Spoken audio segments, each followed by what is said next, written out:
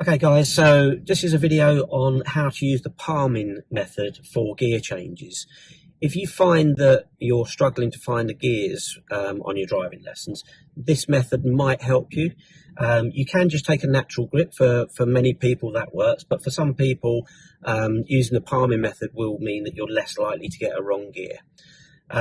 We'll start with changing to first gear. So when my hand goes onto the gear lever, by turning my palm towards the left side or the passenger side, then push the gear lever across and up, and that will get me into first gear. Now there's every chance that when you change from first to second gear, because of the spring that's in the gear mechanism, the gear can bounce across towards third and fourth. So by using the palming technique, we put our hand to the side again, push the gear lever to the left, and then when it goes back, it's not going to bounce into the wrong gear. So for first and second gear, we turn our palm to the left. For third and fourth gear, I'm going to move my hand the other way around. So if you come from second gear to third gear, my palm is facing towards the right, and we just guide the gear lever gently up into third gear. Third to fourth gear is very simple. Just hand on top of the gear lever, bring straight back.